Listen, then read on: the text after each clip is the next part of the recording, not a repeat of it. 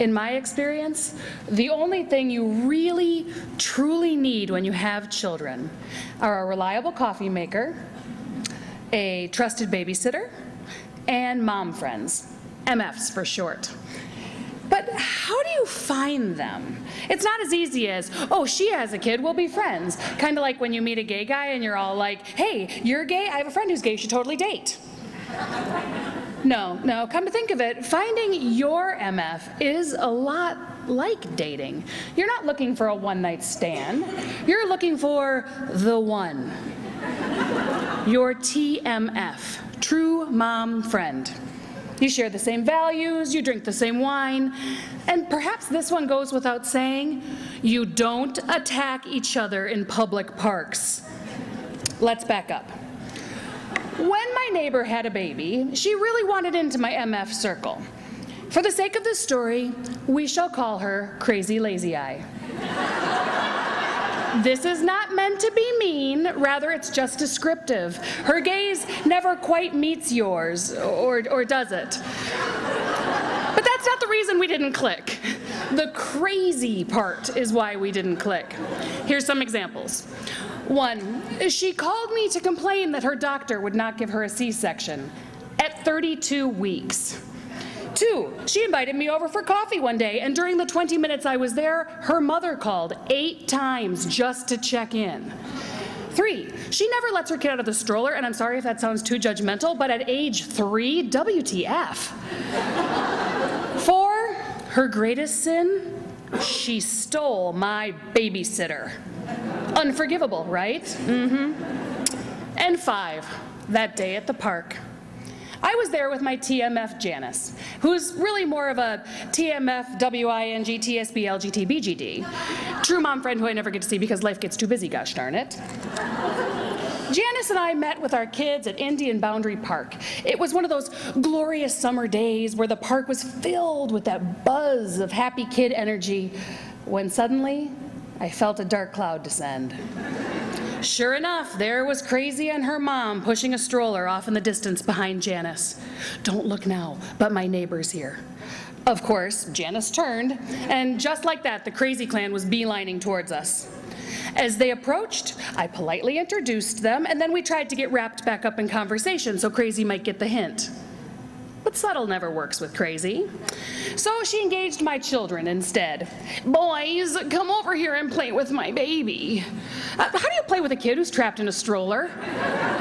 But my boys dutifully followed, which made Janice's 2-year-old daughter want to go along as well, since she was there to play with my kids. Janice sighed. I'll go with them. Here, hold my baby. Crazy's mom stayed behind to make small talk. Now, Crazy Senior is about as tactful and subtle as her daughter. So, you gonna have another baby? I decided to give it right back to her. I'm not sure, but I really like trying. And the conversation continued like that. I amused myself by meeting her brash questions with my salty answers, until it was like the running of the bulls at Pamplona, with my friend Janice leading the pack with her bewildered 2-year-old on her hip. Behind her was Crazy Lazy Eye, fueled by adrenaline and scurrying to keep up with Janice, as Crazy was half her height and twice her width. My boys were right behind, slack-jawed and wide-eyed. As they approached, Crazy started screaming, "Your friend is an MFer! Your friend is an MFer!" Except she didn't mean mom friend. And she was not abbreviating. She was screaming the full-on MF swear words at the top of her lungs, in the middle of the playground, filled with parents and children.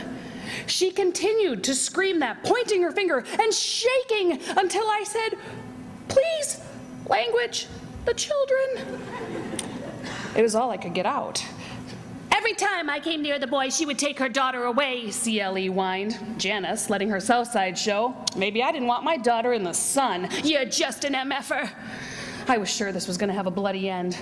The entire park had now stopped to view the Crazy show, and I just sat there, stunned, holding Janice's baby. That's when she turned her venom on me. All I ever wanted was to be your friend, Sarah, and you just ignore me. You're so busy with your other friends. Where were you when I needed you, huh? Where were you?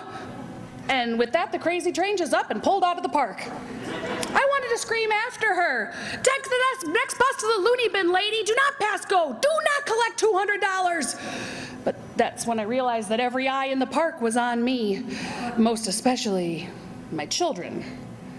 Mama, said my 5-year-old, why was she so mad at you? I'm angry for her yelling at you. And my 3-year-old chimed in with his 2 favorite words, me too.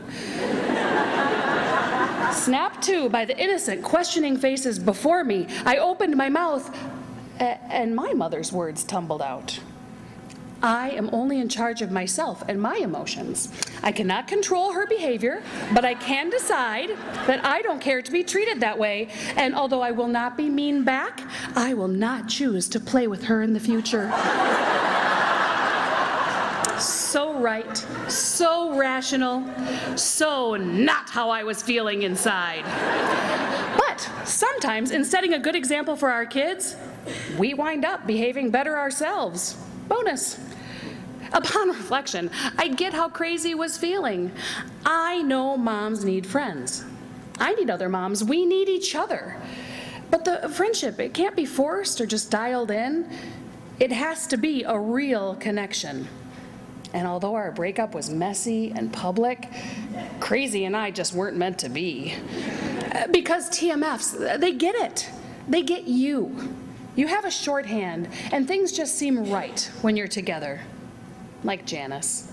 She looked at me after the scene had calmed down and said, you can't fight crazy. And then, like the perfect TMF that we all need and deserve, she said, let's go get a glass of wine.